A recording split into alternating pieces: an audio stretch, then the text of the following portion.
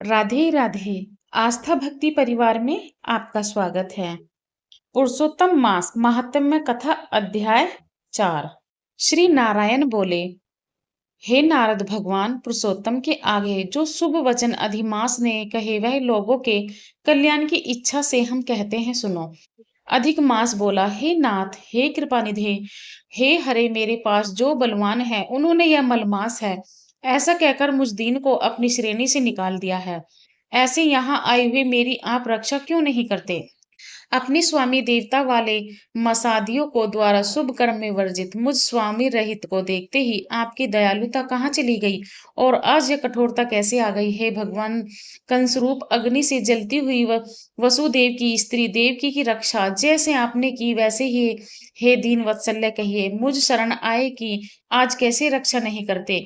पहले द्रुपद राजा की कन्या द्रौपदी की दुशासन के दुख से जैसे आपने रक्षा की वैसे हे दीन दयाला कहिए मुझ शरण आए कि आज कैसे रक्षा नहीं करते? यमुना में कालिय नाग के विष को गो चराने वाले तथा पशुओं की आपने जैसे रक्षा की वैसे ही दीन वत्सल्य कहिए मुझ शरण आए कि आज कैसे रक्षा नहीं करते? पशु और पशुओं को पालने वालों एवं पशुपालकों की स्त्रियों की जैसे पहले व्रज में सपर्त के वन में लगी हुई अग्नि से आपने रक्षा की वैसे है दीन वत्सल्य कहिए मुझ शरण आए कि आज कैसे रक्षा नहीं करते? मगध देश के राजा जरासंध के बंधन से राजाओं की जैसे रक्षा की वैसे है दीन वत्सल्य कहिए मुझ शरण आए कि आप कैसे रक्षा नहीं करते? आपने ग्रहों के मुख से गजराज की झट आकर जैसे रक्षा की वैसे है दीन वत्सल्य कहिए मुझ शरण आए कि आज कैसे रक्षा नहीं करते?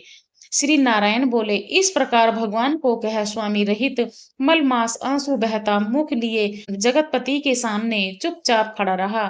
उसको रोता देखते ही भगवान शीघ्र ही दयार्द हो गए और पास में खड़े दीन मुख मलमास से बोले, श्री हरि बोले, हे वत्स, क्यों इस समय अत्यंत दुख से डूबे हुए हो? ऐसा कौन सा भारी दुख तुम्हारे मन में है?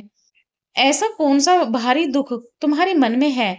दुःख में डूबते हुए तुझको हम बचाएँगे। तुम शोक मत करो, मेरी शरण में आया है, फिर शोक करने के योग्य नहीं रहता।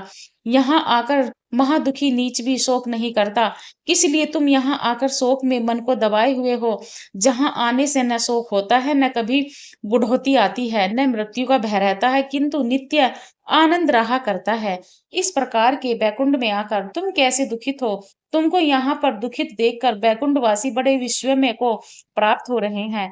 हे वत्स्य, तुम कहो, इस समय तुम मरने की इच्छा क्यों करते हो?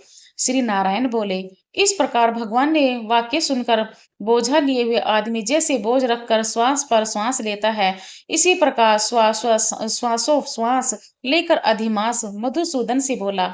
अधिमास बोला, हे भगवान, आप सर्वव्यापी हैं, आपसे अज्ञात कुछ नहीं है। आकाश की तरह आप विश्व में व्याप्त होकर बैठे हैं। चर अचर में व्याप्त विष्णु आप सबके साक्षी हैं, विश्व भर को देखते हैं। विषय की सन्निधि ने भी विकार शून्य आप में शास्त्र मर्यादा के अनुसार सब भूत स्थित है। हे जगन्नाथ, आपके बिना कुछ भी नहीं है। क्या आप मुझ अभागे के कष्ट को नहीं जानते हैं?